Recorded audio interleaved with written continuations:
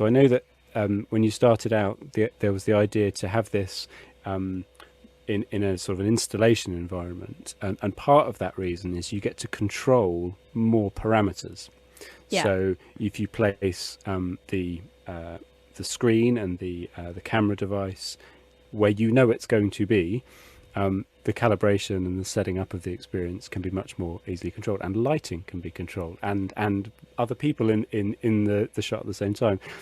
So with COVID and not being knowing we won't be able to target that, you focused on creating sort of a home-based experience and something that somebody in their personal computer could do. So talk us a little bit through that. Like just how different is that as a set of challenges to being able to control a lot of parameters to being able to control relatively few, and how did you overcome some of those? I can answer that one.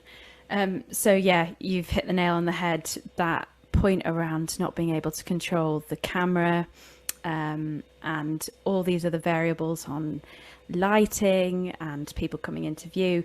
It was a real challenge. And also on top of that, I think going for a more at-home playable prototype was also a challenge in itself, because you then have a whole myriad of different devices and browsers that people use. So trying to create something that was performant across a number of browsers. I mean, even between Kath, who was more sort of Windows based, and Joi Polloi, who were more Mac based. There are often problems on the Windows version that we couldn't replicate. So it definitely added a lot of testing time in for us to be able to create something that was workable.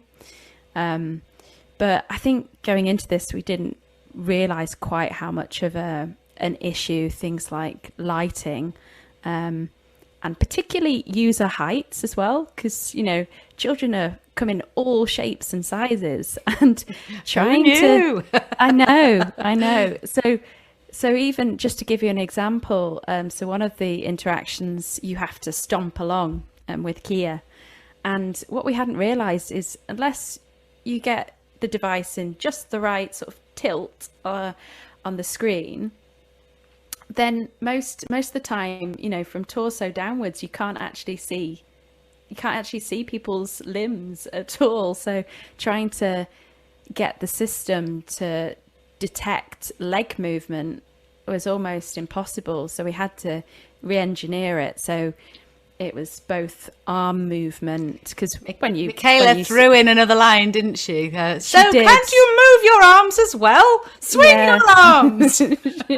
which was perfect, because then we could track that, and we were able to sort of to get over that stumbling block. But there were still issues.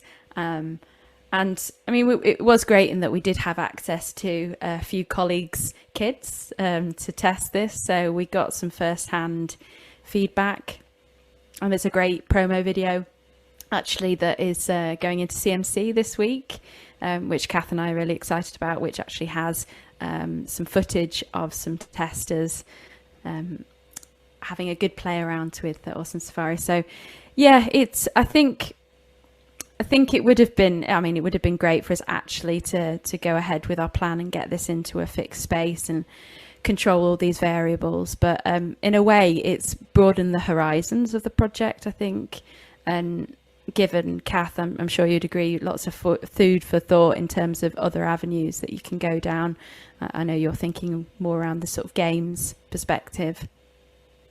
Well, again, we're also looking at the playfulness and the interactivity, and I mean how we can do that even with linear animation. So it's opened up a whole new world. And I'm also pitching at CMC this week with a follow-on project, but that's with the University of Sheffield, where we've kind of pulled back from the tech a bit just to look at interactivity and playfulness and see what we can even build into a linear animation. So it's opened up all sorts of new thinking, and it's been, again, it's just great fun and just thinking about things in different ways.